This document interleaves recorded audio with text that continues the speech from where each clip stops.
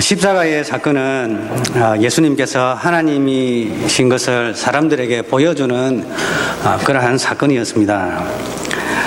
십자가의 사건은 예수님께서 하나님이신이라는 이 사실을 사람들에게 보여주는 사건이 될 것이다 라고 우리 주님께서 유대인들에게 말씀하셨습니다. 28절에 보면은 그 사람들이 당신들이 너희들이 나를 나무에 매달아 올리게 될 때에 그때에 한글 성경에는 올린 후에라고 되어 있지만 원문에는 올리게 될 때에 당신들은 나는 나다 라는 사실을 알게 될 것입니다 라고 이야기하고 있습니다. 나는 나다 라는 이 말은 히브리어는 야훼 여호와 스스로 있는 자라는 뜻입니다. 그리하여서 나는 나다, 나는 여호와 하나님.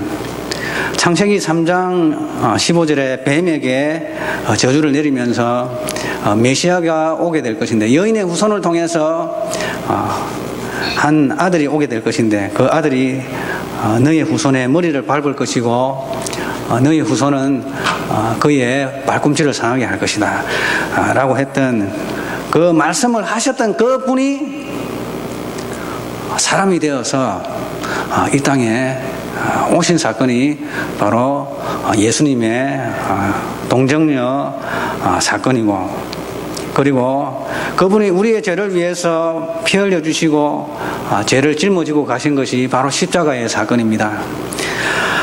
우리 주님께서 이 말씀을 하셨습니다. 자, 이러한 일이 일어날 것이라는 것을 아버지께서 아들에게 가르쳤었다.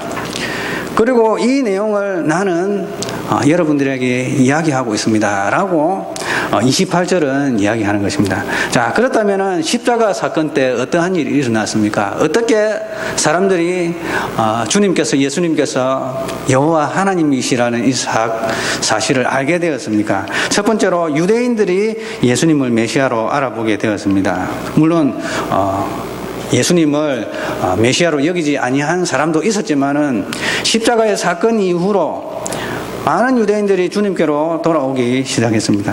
자신을 죽이는 데까지 내어 주었던 그 대제사장들과 서기관들과 바리새인들이 십자가에 매달려 있는 예수님을 조롱하면서 고개를 흔들면서 심지어는 침을 뱉으면서 하는 말이 너가 메시아거든 거기서 내려와 봐라 그러면 내가 믿겠다. 내려와도 여러분 안 믿습니다. 못을 뚫고 내려와도 안 믿습니다. 여러분 안 믿을 사람은 안 믿습니다. 말을 해서 전달해서 안 되면은 주님께서 죽은 사람도 살리시고 그리고 많은 병자도 고치셨는데도 안 믿었으면 이 십자가에 못 박혔을 때 뽑혔으면 뽑고 내려와도 안 믿을 거 아닙니까? 우연의 일치다. 그럴 수도 있지. 뭐 이렇게 해가지고 안 믿을 것입니다.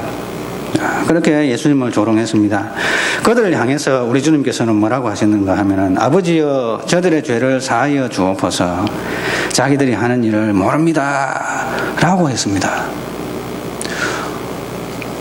아무 죄가 없이 억울하게 어찌 보면은 십자가에 못을 박히는데 누명을 씌워가지고 예수님을 모함한 그들을 향해서 여러분들이라면 과연 예수님이라면 어떻게 하시겠습니까? 하늘이 노하리라. 여러분 그 대하 드라마에 보면은 이게 억울하게 죽어가는 사람들 보면 소리를 꽉 지르면서 두고 버리라 하면서 막 이렇게 죽지 않습니까? 그런데 예수님께서는 아버지여 저들의 죄를 사하여 주옵소서 자기들이 하는 일을 모릅니다. 이것은 사람이 할 수 있는 그러한 선언은 아닙니다. 이것이 바로 우리 주님께서 인간의 죄를 용서하시기 위해서 이 땅에 오신 메시아라는 이 사실을 보여주는 것입니다. 우리 주님께서는 그들을 원망하지 아니했습니다. 그들에게 분노하지 아니하셨습니다. 오히려 그들을 용서해달라고 했습니다. 자기들이 하는 일을 모릅니다 라고 주님께 오히려 하셨습니다. 그리 했기 때문에 우리가 용서를 받아서 하나님의 자녀가 된 줄 믿습니다. 할렐루야. 우리 주님께서 이렇게 안 하셨다면 우리 구원받을 사람이 아무도 없습니다. 아버지, 저들의 죄를 용서하옵소서. 저들 중에는 이 바리새인과 서기관들과 사두개인만 있는 것이 아니고요, 오고 오는 세대 속에서 구원받아야 할, 죄 용서받아야 할 그 모든 인류를 향한 그러한 외침입니다. 아버지, 저들의 죄를 사하여 주옵소서. 우리가 예수님의 이 은혜를 받아들이고 주님을 영접하면은 그 죄 사함의 은혜, 우리 주님께서 아버지께 했던 그 말씀이 우리에게 적용되어질 줄 믿습니다. 자, 사형을 당하는 강도가 함께 매달려 있는 이 강도가 주님의 이 모습을 열심히 보니까 이분은 사람이 아니라는 것을 알게 되었습니다. 자, 그래서 그는 주님께 고백합니다. 아버지, 주여, 당신의 나라에 임할 때에 나를 기억해 주십시오 라고 했습니다. 당신의 나라에 임할 때, 주님의 나라에 임한다, 천국에 임할 때에 나를 기억해 주십시오. 이것은 이 사형수가 예수님을 단순한 인간이 아닌 하나님이셨다라는 이 사실을 알게 된 것입니다. 그래서 당신의 나라에 임할 때에 나를 기억해 주십시오 라고 했던 것입니다.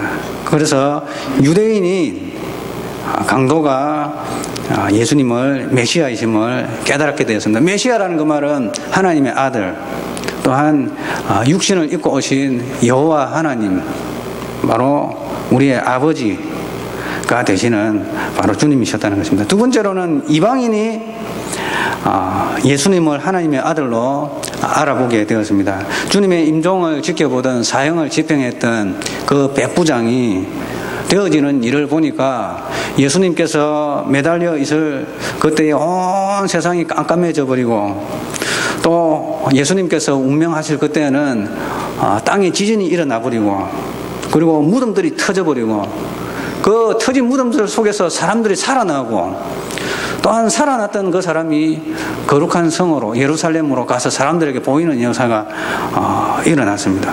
자, 이것을 목격한 이 백부장이 하는 말이, 이는 참으로 하나님의 아들이었도다 라고 선언합니다. 자, 우리 주님의 이 말씀이 하나님 아버지께로부터 들었던 이 말씀 그대로 실현이 되었지 않습니까? 너희들이 나를 들어 올릴 때에 너희들이 내가 그인 줄, 나는 나다, 여호와 하나님인 줄 너희들은 알게 될 것이다 라고 이야기하고 있습니다. 그런데 우리 주님께서는 다음과 같은 말씀하셨습니다. 나를 보내신 이가 나와 함께 하시도다. 나는 항상 그가 기뻐하시는 일을 행함으로 나를 혼자 두지 아니하셨느니라.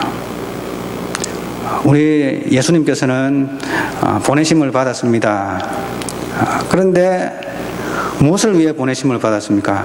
하나님의 기뻐하시는 일을 위해서 보내심을 받았습니다. 그렇다면은 하나님께서 가장 기뻐하는, 인류 역사 속에서 하나님께서 가장 기뻐하셨던 그 일은 무엇입니까?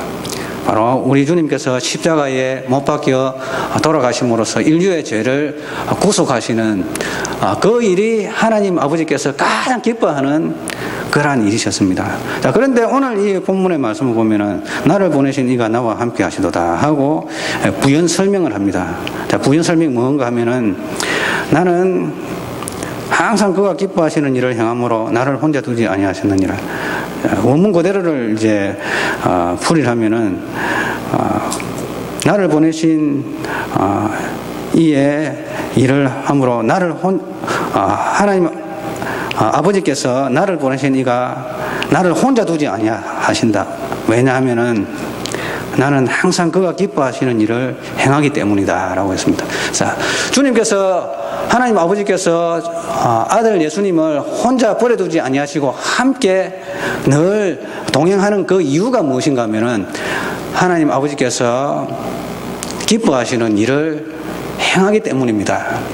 그래서 하나님께서 주님께서 동행하신다라는 것은 주의 영이 우리 가운데 함께 하신다라는 것은 우리가 부름받은 우리가 보냄을 받은 우리가 하나님의 기뻐하시는 뜻을 행하기 때문에 하나님께서 함께 하시는 것입니다. 그렇다면은 하나님 아버지께서 가장 기뻐하시는 일을 행하셨는데 십자가에서 죽으신 사건 아닙니까?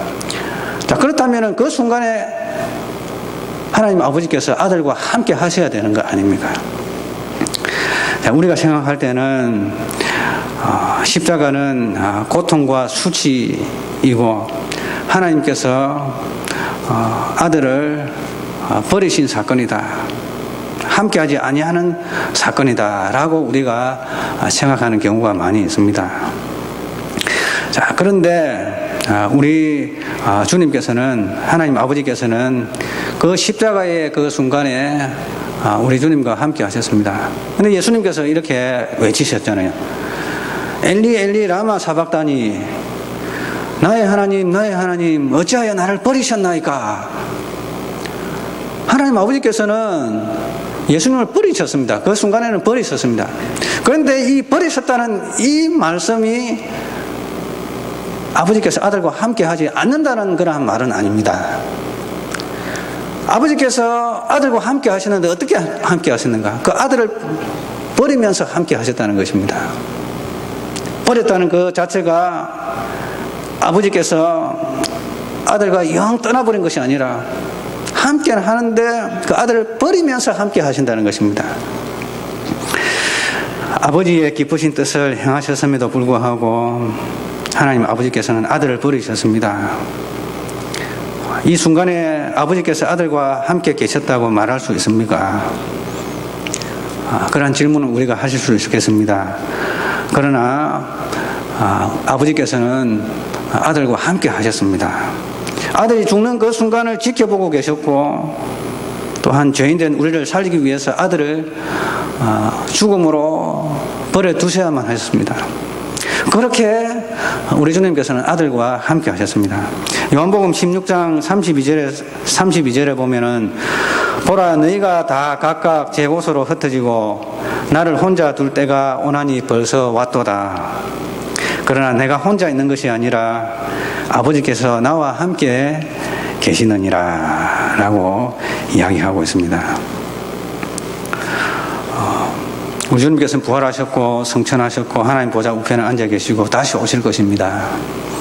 자, 그런데 우리는 주님께서 함께 하신다라는 의미를 우리가 곰곰하게 생각을 해보게 됩니다. 십자가의 그 순간에도 우리 주님께서 함께 계셨다면은 정말 우리 성도들과 함께 계시다라는 이 말은 우리가 생각하는 그동안 여겨왔던 그러한 개념의 함께함의 의미는 아닌 것 같다라는 생각이 듭니다. 왜냐하면은 순교를 당하고 죽음을 당하는 그 사람들 하나님께서 함께 안 하셔서 죽음을 당한 것 아니잖아요. 그러한 순간에도 하나님은 함께 하시는데 어떻게 함께 하셨는가?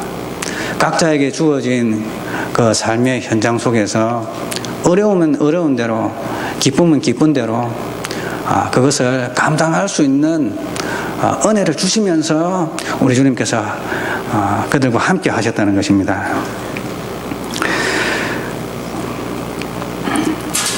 우리 주님께서 부활하시고 하신 후 그리고 성천하시기 전에 제자들에게 이런 말씀하셨습니다. 아버지께서 나를 보낸 것 같이 나도 너희들을 보내노라 하시면서 숨을 후 내쉬면서 성령을 받으라 라고 이야기하셨습니다. 그리고 우리 주님께서는 오직 성령이 너희에게 임하시면 너희가 권능을 받고 예루살렘과 유대와 사마리아 땅끝까지 이르러 내 증인이 되리라 라고 말씀하셨고, 또 마태복음 28장 18절 20절에 보면은 그러므로 너희는 가서 모든 족속으로 제자를 삼아 아버지와 아들과 성령의 이름으로 세례를 주고 내가 너희에게 분부한 모든 것을 가르쳐 지키게 하라. 보라 내가 세상 끝날까지 너희와 항상 함께 있으리라 하시니라 하셨습니다. 이것은 어떻게 설명이 되어지는가 하면은 주님께서 우리를 부르셨다라는 이 말은 우리에게 새로운 영을 부어주시는 것입니다. 새로운 영을 부어주시고 새 마음을 주시고 딱딱한 돌 같은 그런 마음을 제하여 주시고 우리의 마음을 부드럽게 하시면은 주의 영이 우리 속에 임하십니다. 그러면서 주의 영이 임하실 때 우리 속에 주의 율례를 우리의 마음속에 새기십니다. 그것을 우리는 비전이라고 합니다. 비전. 하나님께서 우리에게 주의 영이 임하실 때에 우리 속에 임하시는 주를 향한 거룩한 뜻, 이것을 이제 구약 성경 에스겔에 보면은 주의 법을 너희 심령에 새기겠다라고 되어 있습니다. 이것은 어찌 보면 우리 각자에게 주는 하나님을 향한 거룩한 뜻, 비전, 주의 율례, 주께서 우리에게 가르치신 지키도록 명령하신 그 규례입니다. 그 비전을 따라서 비전을 받은 것입니다. 그것은 바로 주님께로부터 보냄을 받은 것입니다. 그런데 이 보냄을 받고 비전을 받았다고 해서 모든 것이 순탄하게 다 잘 되어집니까? 그런 것은 아닙니다. 우리가 주님의 기쁘신 뜻을 행할 때에 주님께서 우리와 함께 하시지만 주위의 환경은 거세게 우리를 대항하여 다가올 때가 많이 있습니다. 느헤미야 같은 경우에는 구약과 신약의 인물들 바라보면은 주의 영으로 충만하여서 주의 거룩하신 그 마음이, 그 율례가 심령에 새겨져서 하나님의 비전을 받아서 하나님의 뜻을 이루고자 하는 거룩한 뜻을 가지고 나아갔지만은 장애물들이 얼마나 많이 등장합니까? 구약시대의 느헤미야 같은 경우에는 예루살렘 성벽을 재건하기 위해서 예루살렘으로 가는데 얼마나 방해 세력들이 많습니까? 산발락과 도비아가 주위의 나라들에게 이 느헤미야의 이 일을 막아달라고 왕들에게 전가를 보내고 그렇게 해서 잠시 멈춰지고, 그럼에도 불구하고 멈추려고 했지만은 또 느헤미야를 불러냅니다. 개인적으로 불러냅니다. 불러내가지고 만나자고 해가지고 옆에서 매복해가지고 칼로 찔러 죽이려고, 이러한 많은 이런 회방과 방해를 받았습니다. 그러나 느헤미야는 주의 함께 하시는 은혜로 말미암아 주민들과 함께 한 손에는 칼을 들고 한 손에는 연장을 들고 성벽을 50일 만에 재건했습니다. 자, 이렇게 하나님의 뜻을, 기쁘신 뜻을 행하기 위해서 나아가는 그 순간에 주님께서 함께 하시지만은, 그러나 여러 가지 그 속에 다가오는 삶의 요소들이 있습니다. 그런 것을 이길 수 있는 그런 힘을 하나님께서 주신다는 것입니다. 모든 것이 다 평탄하게 대로가 펼쳐져서 누워서도 떡을 먹는 그런 것이 아니고요. 하나님께서는 주의 기쁘신 뜻을 행할 때에 그에 맞서서 거대한 이 사탄의 무리들은 주의 뜻을 방해하기 위해서 공작을 펴니다. 그럼에도 불구하고 우리 주님이 함께 하시는 은혜가 이러한 것을 승리하여서 이기게 합니다. 이것은 반드시 또한 그들이 평탄하게 잘 된다고는 또 할 수 없는 것입니다. 스데반 같은 사람들은 복음을 전하고 난 다음에 유대인들이 복음은 무슨 복음을 전했습니까? 예루살렘 이 성전은 결국은 허물어져야 될 것이다. 참된 성전은 예수님이다 라고 이야기하니까 유대인들이 성전을 모독했다 해가지고 스데반을 돌로 쳐서 죽이지 않습니까? 그 순간에 스데반은 하늘을 우러봅니다. 하나님께서 보좌에서 앉아서 일어서셨다 라고 이야기를 하니까 유대인들이 귀를 막고 스데반에게 달려와서 스데반을 돌로 칩니다. 스데반이 뭐라고 이야기합니까? 아버지, 저들의 죄를 용서하여 주옵소서. 내 영혼을 아버지께 얻어갑니다 하고 잠들었습니다. 자, 그렇다면 이 순간에 스데반에게 주님께서 함께 하지 아니하셨는가? 아닙니다. 함께 하셨습니다. 스데반이 그러한 순간에도 이 순간을 이길 수 있는 그러한 힘을 하나님께서 주심으로 함께 하셨던 것입니다. 우리 성도들의 이 삶은, 각각의 주어진 그 삶은 주님 보실 때 다 정해져 있습니다. 사도 바울 같은 경우에는 죽임을 당할 것을 이렇게 정해졌고요. 또 베드로 같은 경우에도 주님께서 부활하시고 난 다음에 갈릴리 바다에서 음식을 먹고 난 다음에 고기를 생선을 굽고 떡을 나눠주고 먹고 난 다음에 주님께서 베드로에게 묻습니다. 너가 나를 사랑하느냐? 3번 묻습니다. 그래서 사랑한다고 3번 다 대답했습니다. 자, 그런데 주님을 사랑하여 주님께서 함께 하시는 그 사람에게 우리 주님께서 뭐라고 선언하는가? 너 잘 되고 형통하고 복 받고 오래 살 거다라고 이야기 아니하시고, 내가 늙어서 띄워가지고 다른 사람의 손에 이끌려서 내가 원하지 아니하는 곳으로 가게 될 것이다 라는 예언을 합니다. 그래서 십자가에 거꾸로 못 박혀 죽었습니다. 자, 그러한 순간에 주의 뜻을 위해서 주님을 사랑하는 이 제자가, 주님을 사랑한다고 하는 이 제자가 주님께 사랑을 고백했기 때문에 뭐든지 다 인간의 눈에 볼 때 다 잘되게 해주시냐? 아닙니다. 거꾸로 십자가에 못 박혀 죽게 될 것이다. 그러나 주님께서 그를 떠나신 것입니까? 아닙니다. 함께 하십니다. 어떻게 함께 하셨습니까? 그 어려운 그 순간에도 하나님께서 자신에게 허락하신, 정해주신 그 삶의 이 기로에 그러한 순간에 그 환경을 이길 수 있는, 믿음을 지킬 수 있는 그러한 능력을 베드로에게 주신 것입니다. 그렇게 함께 하신 것입니다. 그리고 또 다니엘과 같은 그러한 사람은, 다니엘은 하나님께 택함을 받아서, 보내심을 받아서 바벨론에 갔습니다. 민족의 회복과 중흥을 위해서 쓰임받았던 그러한 사람이었습니다. 하나님의 영광을 드러냈던 사람입니다. 그는 얼마나 모함을 많이 당했습니까? 그를 시기하고 질투하는 그러한 무리들은 이 다니엘을 어떻게 하면은 죽일 것인가 혈안이 되었습니다. 그래서 아하수에로 왕에게 조서를 내리게 했습니다. 아하수에로 왕 외에 다른 신에게 며칠 동안, 30일 동안입니까? 하여튼 그 기간 동안, 정해진 기간 동안 기도를 하거나 예배를 하면은 사자굴에 던져 넣으십시다. 그렇게 좋다 해가지고 도장을 찍어줬습니다. 그런데 그것을 제안한 사람들은 그 목표가 다니엘을 죽이기 위한 그러한 괴략이었습니다. 그렇게 해가지고 다니엘이 발각이 되었습니다. 발각이 되었습니다. 의도적으로 발각을 했습니다. 여전히 그는 예루살렘을 향하여서 다락에 문을 열고 하루에 3번씩 기도했는데 감사하면서 기도하였더라라고 했습니다. 그러한 순간에도 감사하면서 기도했습니다. 그래서 결국에는 사자굴에 던져졌습니다. 그 아하수에로 왕이 다니엘을 살려보려고 백방으로 노력하고 했지만은 자기가 찍어놓은 도장에 그 조서를 변경할 수 없었습니다. 자, 그래서 그는 밤새도록 잠을 자지도 않고 먹지도 아니하고 다니엘을 걱정했습니다. 그리고 다음날 아침에 찾아갔습니다.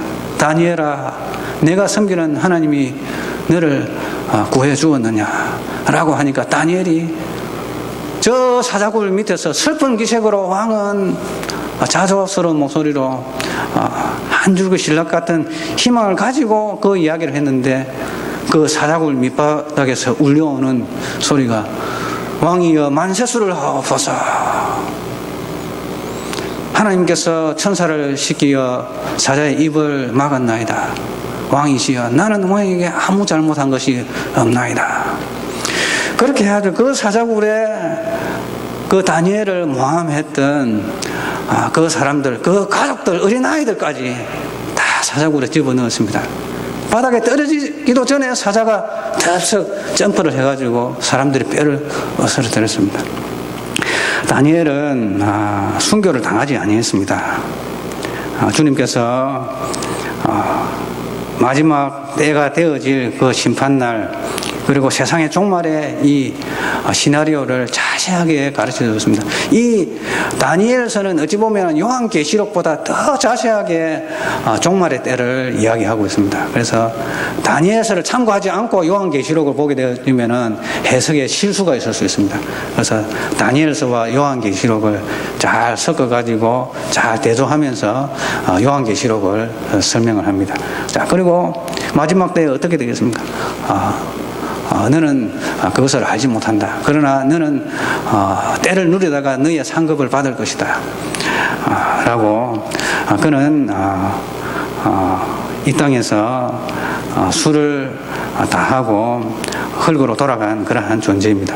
자, 이렇게 주님으로부터 보냄을 받은 사람들은 그 기쁘신 뜻을 주께서 우리에게 주신 그 비전을 따라서 그 심령 속에 주신 거룩한 부담감, 즉 우리 심령에 새겨진 그 율례를 따라서 우리가 하나님의 뜻을 행할 때에 이 주위 환경은 항상 우리에게 대로를 깔아놓지 않습니다. 산을 건너야 되고 비바람을 통과해야 되고 막 부딪히는 그러한 또한 공격들을 막아내고 그렇게 해야 하는 것입니다. 물론 그러한 가운데 살아남는 사람도 있을 것이고 또한 죽임을 당하고 고통당하는 사람도 있을 것이지요.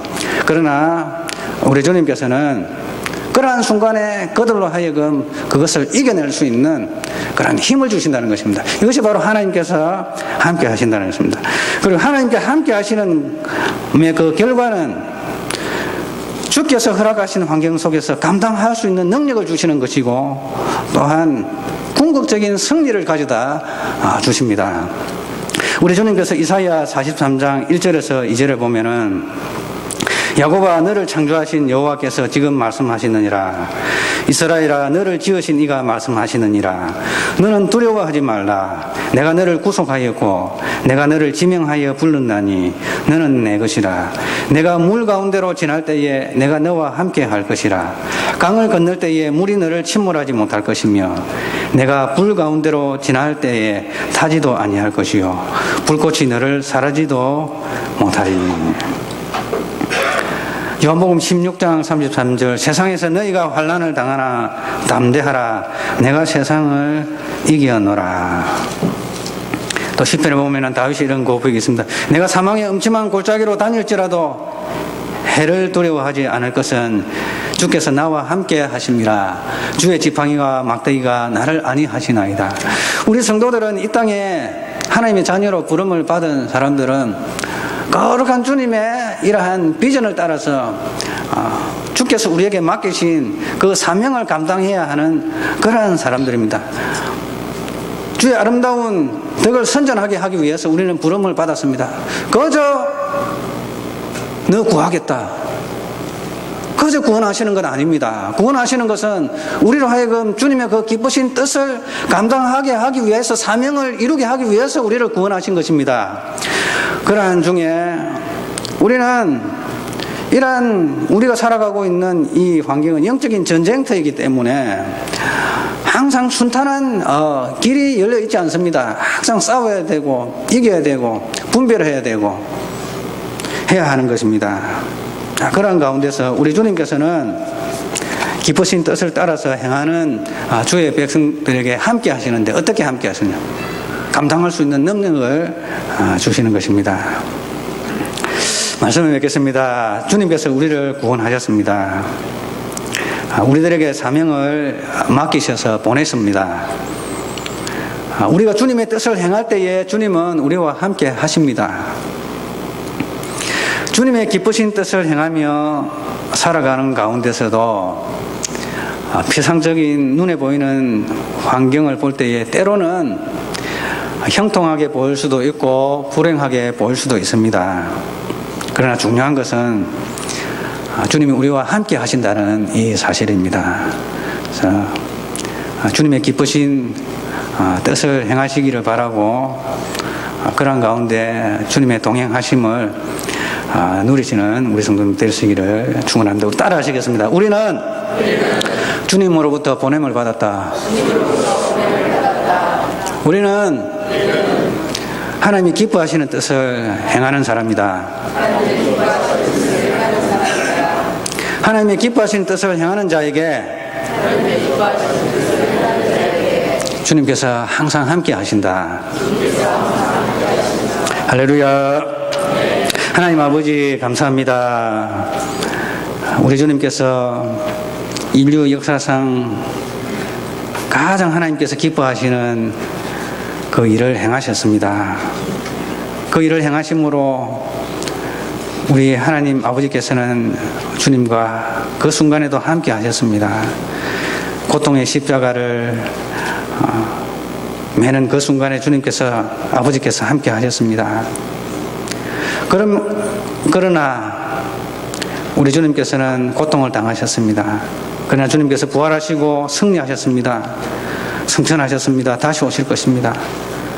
믿는 우리에게 이와 같이 주님께서는 아버지께서 나를 보낸 것 같이 나도 너희들을 보내노라 우리를 부르셨습니다.